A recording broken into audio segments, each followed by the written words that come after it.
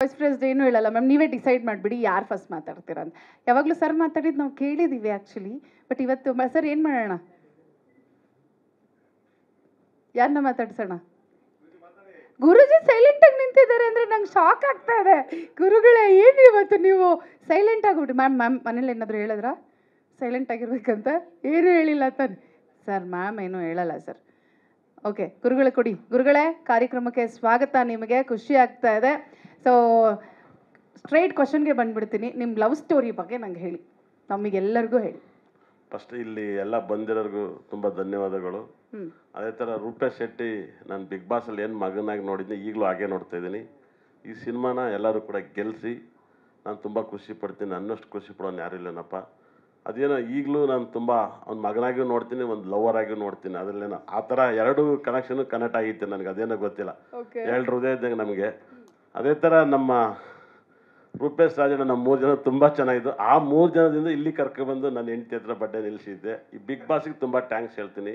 ನಮ್ಮ 3 ಜನ ಬಿಗ್ ಬಾಸಲ್ಲಿ ನಮಗೆ ಪರಿಚಯ ಮಾಡಿಸ್ಕೊಟ್ಟಿದ್ದೆ. ನಾವು ಇಬ್ಬರು 3 ಜನ ಒಳ್ಳೆ ಫ್ರೆಂಡ್ ಆಗಿದ್ದೀವಿ, ಮಗನಾಗಿದ್ದೀವಿ, ಫ್ರೆಂಡ್ ಆಗಿದ್ವಿ. ನಮ್ಮ ಮಿಸ್ಸಸ್ ಚೆನ್ನಾಗಿ ಮಾತಾಡ್ತಾರೆ ನನಗಿಂತ. ಹೌದಾ? ನೋಡಿ ಆಯಿತು ಮೇಡಮ್, ಹೇಳಿ ಯಾವಾಗ ಲವ್ ಆಯಿತು, ಯಾವಾಗ ಶುರು ಆಯಿತು? ಮದುವೆ ಆದಮೇಲೆ ಲವ್ ಆಯ್ತಾ, ಮದುವೆಗೆ ಮುಂಚೆ ಲವ್ ಆಯ್ತಾ, ಹೆಂಗೆ? ಸರ್ ಏನು ಹೇಳ್ಕೊಡ್ತಾ ಇದ್ದೀರಾ? ಇಲ್ಲ, ನಾನೇ ಹೇಳ್ತೀನಿ, ಅದೇನಾರು ಹೇಳಿ. ಅವ್ರೇನಾದ್ರು ಹೇಳಿ, ಇಬ್ರು ಒಂದೇ ಹೇಳ್ಬೇಕಲ್ಲ. ನಾನು ಇರೋ ಸತ್ಯ ಹೇಳ್ತೀನಿ, ಯಾರು ತಪ್ಪು ತಿಳ್ಕೊಬೇಡಿ. ಹಾಗಾಗಿ ಹೌದಾ, ಒಳ್ಳೇದಾಯ್ತು. ಯಾರೊಬ್ರು ಇರಬೇಕು ವಿರೋಧ ಪಕ್ಷದವರು. ನಾನು ನನ್ನ ಹೆಂಡತಿನ ತುಂಬ ಇಷ್ಟಪಡ್ತೀನಿ. ಅಂದರೆ ಸರಸ್ವತಿಯಾಗಿ ನೋಡ್ತೀನಿ, ಲಕ್ಷ್ಮಿಯಾಗಿ ನೋಡ್ತೀನಿ, ದುರ್ಗಿಯಾಗಿ ನೋಡ್ತೀನಿ. ಆಗಾಗ ಅಡುಗೆ ಮನೆಯಿಂದ ಸೌಟ್ ಏನಾದರೂ ಬೀಳ್ತಾ ಇರತ್ತಾ ಸರ್ ಅಲ್ಲಿಗೆ? ಇಲ್ಲ, ನಾನು ಮನೆಯಲ್ಲಿ ಏನು ಮಾತಾಡಲ್ಲ, ಮೌನವಾಗಿರ್ತೀನಿ. ನನ್ನ ಹೆಂಡ್ತಿನ ನಾನು ಇವತ್ತರೆಗೂ ಸಖತ್ ಲವ್ ಮಾಡೇ ಮದುವೆ ಆಗಿದ್ದೀನಿ. ಆದರೆ ನಾನೊಬ್ಬ ತುಂಬ ಸಂಪಾದನೆ ಮಾಡ್ಬೇಕಂತ ಆಸೆಯಿಂದ ಮಾತಾಡ್ತೇನಲ್ಲ. ಈ ವೇದಿಕೆ ಮೇಲಿಂದ ಪ್ರಾಮಿಸ್ ಮಾಡ್ತೀನಿ, ಈ ಪ್ರಪಂಚದಲ್ಲಿ ಯಾರೂ ಲವ್ ಮಾಡೋದು ಅಷ್ಟು ಲವ್ ಮಾಡ್ತೀನಿ. ನಿಜವಾಗ್ಲೂ ಬೇಕಾದ್ರೆ ನಮಸ್ಕಾರ ಮಾಡಿ ಹೇಳ್ತೀನಿ. ಅಯ್ಯೋ, ನಾನು ಅಷ್ಟು ಲವ್ ಮಾಡ್ಬೇಕಂತ ಮನ್ಸು ಹೇಳ್ತಾ ಇದ್ದೆ.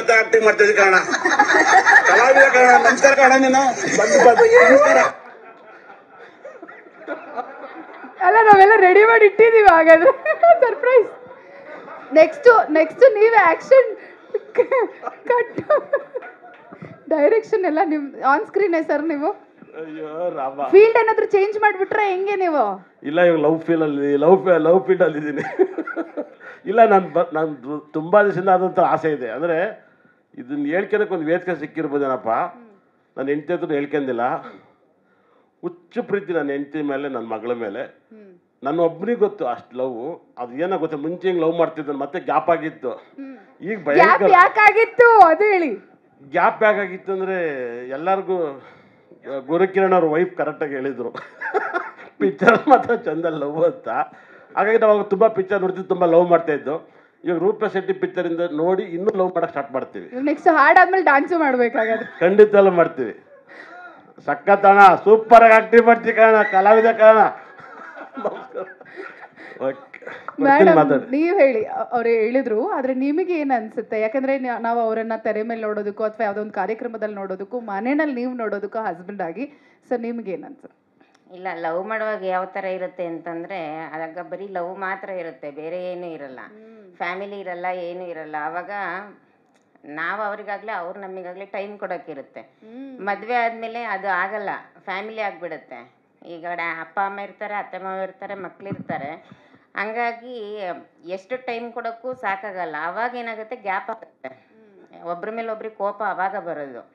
ಅದನ್ನು ಅರ್ಥ ಮಾಡ್ಕೊಂಡವ್ರಿಗೆ ಮನೇಲಿ ಏನೂ ಪ್ರಾಬ್ಲಮ್ ಇರಲ್ಲ. ಇವರು ಕಷ್ಟಪಡ್ತಾರೆ, ಮನೆ ಸಾಗಿಸ್ತಾರೆ, ನಾವು ಅವ್ರ ಹಿಂದೆ ಹೋಗ್ಬೇಕಷ್ಟೆ. ಅದು ಬಿಟ್ಟರೆ ಬೇರೆ ಏನು ಆಪ್ಷನ್ಸೇ ಇರಲ್ಲ. ಪ್ರೀತಿ ಮಾಡಲ್ಲ ಅನ್ನೋದಕ್ಕೆ, ಪ್ರೀತಿ ತೋರಿಸೋದಕ್ಕೆ ಅವ್ರು ಕೆಲಸ ಮಾಡೋಕ್ಕೂ ಟೈಮ್ ಇರಲ್ಲ. ಪ್ರೀತಿ ತೋರ್ಸೋಕ್ಕೆ ಎಲ್ಲಿಂದ ಟೈಮ್ ಇರುತ್ತೆ? ದುಡ್ದು ಎಲ್ಲರನ್ನೂ ಸಾಕಬೇಕಲ್ವ ಅವರು. ಹಂಗಾಗಿ ನಾವು ಮದುವೆ ಆಗುವಾಗ ಒಂದೇ ಮಾತು ಹೇಳ್ಕೊಂಡಿದ್ದು, ನಾನು ನರ್ಸಾಗಿ ಕೆಲಸ ಮಾಡ್ತಿದ್ದೆ, ನಾನು ಹೆಮ್ಮೆಯಿಂದ ಹೇಳ್ಕೊತಿದ್ದೀನಿ ನಾನು ನರ್ಸ್ ಅಂತಂದ್ಬಿಟ್ಟು. ಆದರೆ ಅವ್ರಿಗೆ ನಾನು ಲವ್ ಮಾಡ್ತೀನಿ ಅಂತ, ಅವ್ರನ್ನ ಲವ್ ಮಾಡ್ತೀನಿ ಅಂತಲೂ ಕೇಳಲಿಲ್ಲ, ಡೈರೆಕ್ಟಾಗೆ ಕೇಳಿದ್ರು ಮದುವೆ ಮಾಡ್ಕೋತೀಯಾ ಅಂತ ಅಂದ್ಬಿಟ್ಟು. ನಮ್ಮ ಕೆಲಸದ ಬಗ್ಗೆ ಹೊರಗಡೆ ಕೆಟ್ಟ ಒಪಿನಿಯನ್ ಇದೆ. ನಿಮ್ಮ ಫ್ಯಾಮಿಲಿ ದೊಡ್ಡದು, ನಮ್ಮದು ಚಿಕ್ಕದು. ಆವಾಗ ಏನಾಗುತ್ತೆ ಅಂತಂದರೆ, ಕೆಟ್ಟದ್ದು ಅಂತ ಅಂದಾಗ ಅಲ್ಲಿ ಕೆಟ್ಟದ್ದೇ ಬರುತ್ತೆ, ಒಳ್ಳೇದು ಯಾವಾಗಲೂ ಬರಲ್ಲ. ಒಳ್ಳೇದಕ್ಕೆ ಯಾವತ್ತೂ ಒಳ್ಳೆತನ ಅನ್ನೋದಿರಲ್ಲ, ಕೆಟ್ಟದಕ್ಕೆ ಜಾಸ್ತಿ ಪ್ರಮೋಷನ್ ಇರುತ್ತೆ.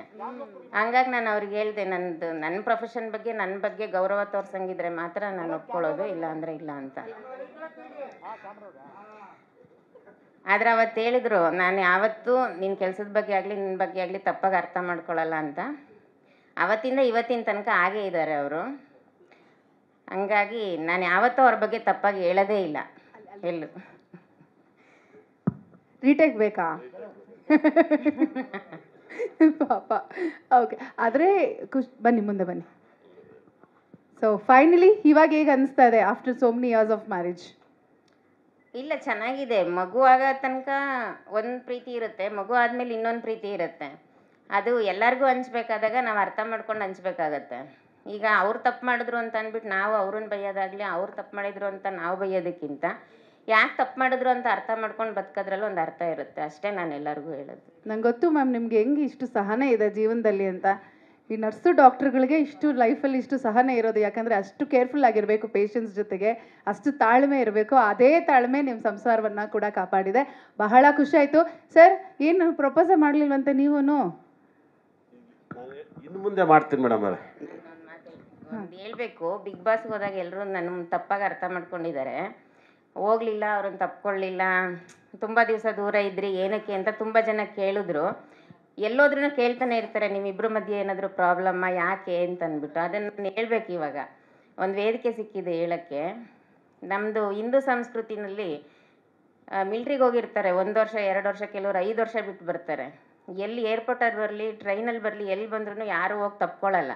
ಯಾಕೆಂದರೆ ಅದು ನಮ್ಮ ಹಿಂದೂ ಸಂಸ್ಕೃತಿ. ಅಷ್ಟು ವರ್ಷ ಬಿಟ್ಟವರೇ ಅವ್ರು ಯಾರೂ ತಪ್ಕೊಳ್ಳಲ್ಲ, ಮುತ್ಕೊಡಲ್ಲ, ಮುದ್ದಾಡಲ್ಲ ಅಂತಂದಮೇಲೆ ನಾವು ಬಿಟ್ಟಿರೋದೇ 1 ತಿಂಗಳಾದ್ಮೇಲೆ ಒಳಗೆ ಹೋಗಿದ್ದೀವಿ. ನಾವು ಹೆಂಗೆ ನಮ್ಮ ಸಂಸ್ಕೃತಿನ ಮೀರೋಕ್ಕಾಗತ್ತೆ? ಹಂಗಾಗಿ ಅದು ಇದಾಯಿತು. ಯಾರೂ ತಪ್ಪಾಗಿ ಅರ್ಥ ಮಾಡ್ಕೋಬೇಡಿ. ನಮ್ಮಿಬ್ಬರ ಮಧ್ಯೆ ಯಾವುದೂ ಮಿಸ್ಅಂಡರ್ಸ್ಟ್ಯಾಂಡಿಂಗ್ ಇಲ್ಲ. ಅವ್ರು ಯಾವತ್ತೇ ತಪ್ಪು ಮಾಡಲಿ, ನಾನು ಯಾವತ್ತೂ ಅವ್ರನ್ನ ಮಿಸ್ಅಂಡರ್ಸ್ಟ್ಯಾಂಡಿಂಗ್ ಮಾಡ್ಕೊಳ್ಳಲ್ಲ. ಅವ್ರು ತಪ್ಪು ಮಾಡಿದರೂ ನಾನು ಮಾಡ್ಕೊಳ್ಳಲ್ಲ. ಯಾಕೆಂದರೆ ನಾವು ಪ್ರೀತಿಸಿ ಮದುವೆ ಆಗಿರೋದ್ರಿಂದ ಆ ಪ್ರೀತಿನ ನಾವು ಕೊನೆ ತನಕ ಕಾಪಾಡಬೇಕಾಗತ್ತೆ. ನಮಗೆ ಮಗು ಇರುತ್ತೆ, ಮಗು ಮುಂದೆ ನಾವು ಅವ್ರನ್ನ ದ್ವೇಷ ಮಾಡೋಕ್ಕಾಗಲ್ಲ, ಮಾತಾಡೋಕ್ಕಾಗಲ್ಲ. ಮಗು ಆದಮೇಲೆ ನಾವು ಯಾವತ್ತೂ ಬೇರೆ ಆಗೋಕ್ಕೂ ಆಗಲ್ಲ. ಯಾಕೆಂದರೆ ಮಕ್ಕಳಿಗೋಸ್ಕರನೇ ನಾವು ಬದುಕಬೇಕು ಮಗು ಆದಮೇಲೆ. ಅದನ್ನು ನಾನು ಹೇಳೋಕ್ಕೆ ಇಷ್ಟಪಡ್ತೀನಿ ಅಷ್ಟೇ. Thank you madam, thank you very much. So ಮತ್ತೆ ನಾನು ನಿಮ್ಮನ್ನು ವೇದಿಕೆ ಮೇಲೆ ಕರಿತೀನಿ for the song release. Thank you very much. Understand you are so emotional. It's okay. ಯಾರು ಏನು ತಪ್ಪು ತಿಳ್ಕೊಳ್ಳಲ್ಲ, ನೀವು ಆರಾಮಾಗಿ ಚೆನ್ನಾಗಿರ್ಬೇಕು ಅಷ್ಟೇ. Thank you very much.